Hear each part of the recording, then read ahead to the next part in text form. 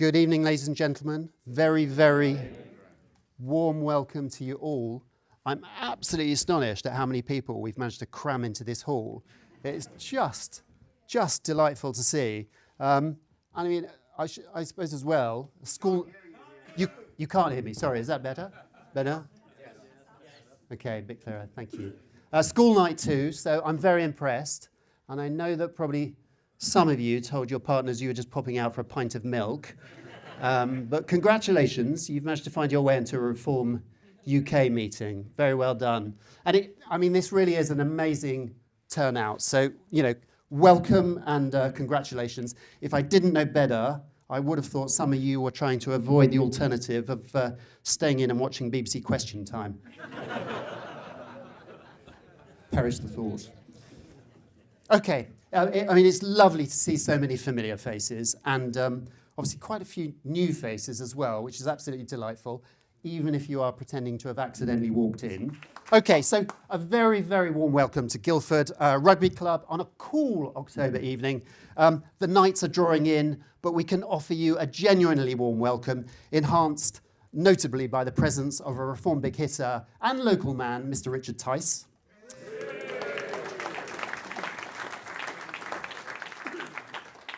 It's a delight to have Richard here in a brilliant form.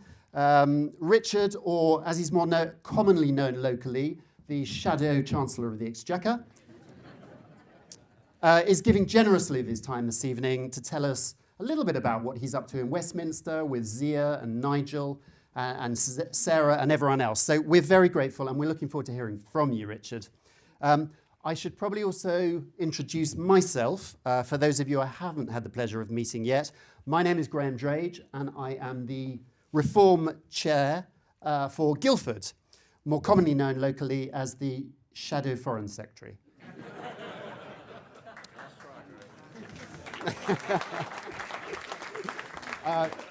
In the time-old tradition of these things, I should say that I've got absolutely no aspirations in that area. Now, just to confuse things, I was the chair of Godalming up until last year. So I stood against the then Chancellor, Jeremy Hunt, more commonly known locally as the Chancellor of Chaos and Family Business, Wrecker. However, I moved over to Guildford earlier this year, and Godalming is now being ably managed by my co-chair this evening, Alex Roebuck. And you'll be hearing from Alex a little bit later on. So we're really looking forward to that. I should also say, keep in mind, you're all surrounded by a great many chairs this evening, and they're brilliant executive members. And there's also definitely some people here tonight who are here to sound us out, to see if we're a party who can be relied upon, by which I mean anxious Tories. So you can sort of spot the Tories because they're a little bit like political vegans sniffing a bacon sandwich.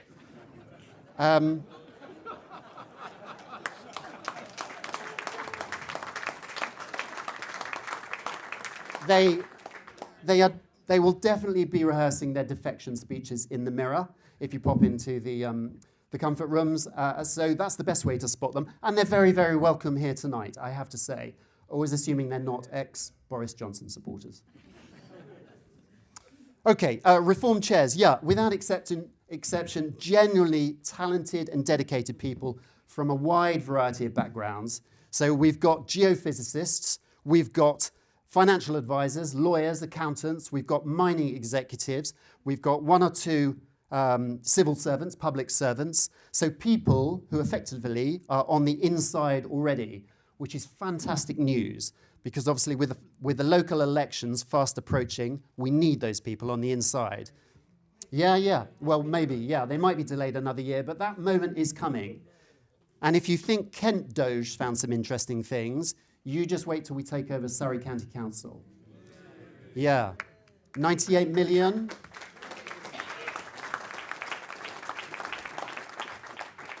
£98 million on home-to-school transport in Kent. I can only imagine what we're going to find in Surrey.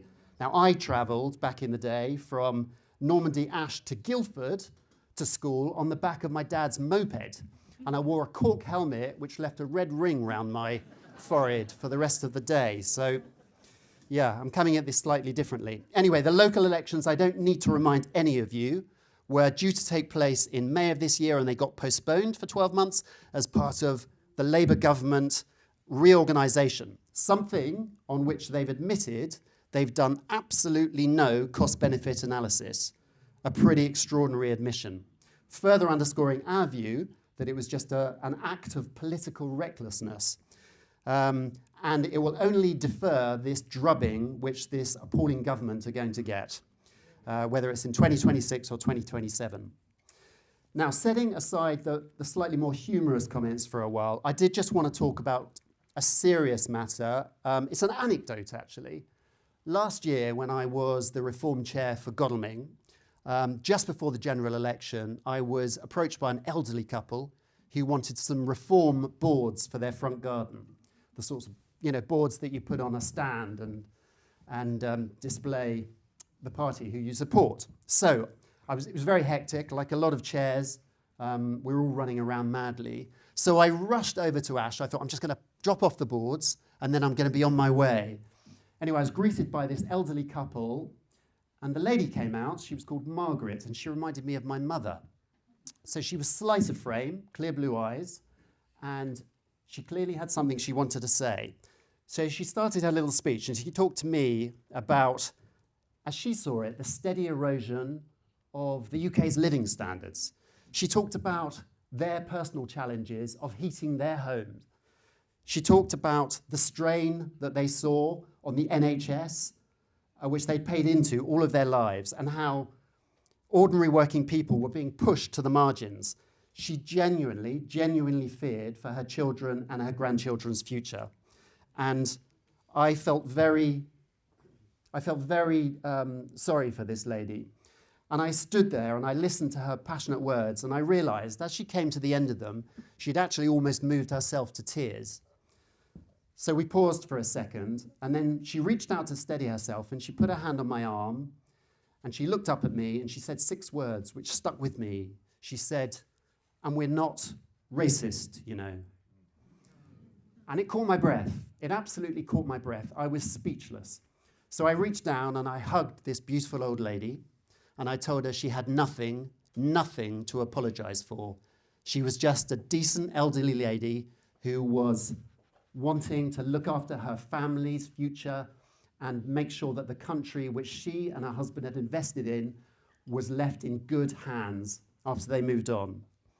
So it was no soundbite. It was a very moving moment for me. And I think that's why we're here tonight, because this country is full of people like that elderly lady, decent, ordinary people who've been told to sit down, to be quiet, and to feel ashamed for wanting the best for their families and for the country they love.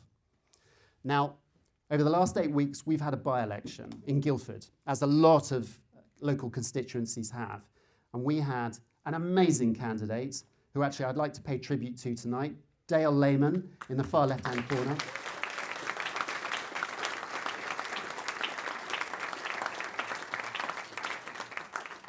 Dale ran an amazing campaign. We could have done better, but it was not for want of trying. And if I could clone Dale for next year's local elections, we would, 24 times over. So absolutely extraordinary, Dale.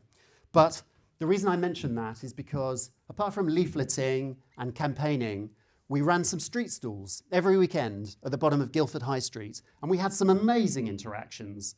We also had some quite challenging interactions, and we had some superb volunteers, lovely, decent volunteers, who I heard being told by members of the public that they should be ashamed of themselves, or that, I can't remember the other phrase that they used, but it was words to that effect. And I feel like it's time for us to find our voices, ladies and gentlemen. If we're going to allow the use of words like disgrace and shame, we need to speak up more loudly. To my mind, what's shameful is saddling our children and our grandchildren with exploding national debt while failing to demand changes to the welfare system and pretend that 2.7 trillion is someone else's problem.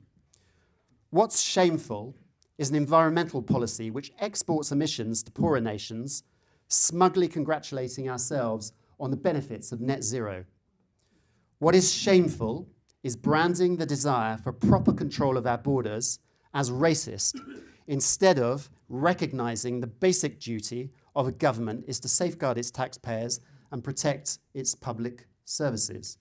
And finally,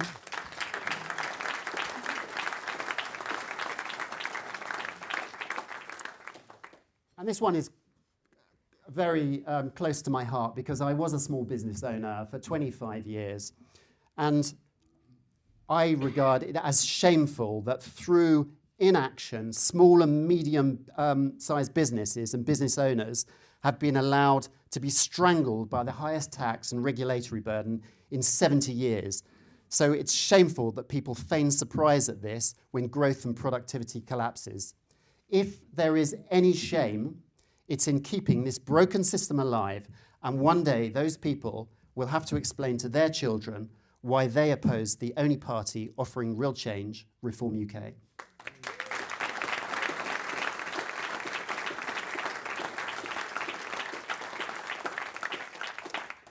Reform UK are a positive, upbeat and broad-shouldered party. We believe in embracing common sense, we believe in conviction, and we believe, given appropriate action, Britain's best days could still lie ahead. We believe in lifting people up, not in putting them down. And we believe, and this one's important as well, in giving the next generation the same freedoms and opportunities that we were blessed with. And I know there's a number of people in the audience tonight who are under 25, and that message goes out to them. Reform are here to support you. We are here to rebuild confidence, to restore pride, and return power to the people who've worked hard and paid a lifetime's worth of taxes. Ladies and gentlemen, this is not a call to arms. It's not even a call for a verbal confrontation. It's simply a call for courage, for unity and action, to stand up, to speak up, and to shape the future that we want.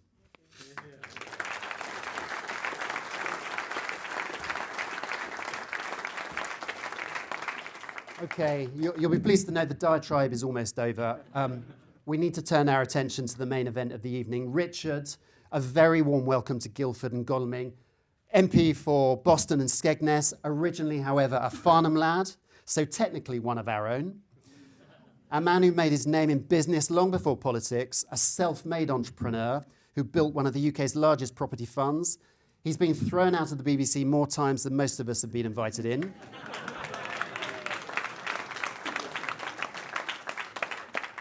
He once cycled from London to Paris in less than 24 hours for charity, and knowing Richard, that probably included a few media interviews along the way. And whether you agree with him or not, Richard, you can't deny, he says what he thinks, he means what he says, and he's done more to shake up British politics in the last 5 years than most career politicians manage in 50. Ladies and gentlemen, Mr. Richard Tice.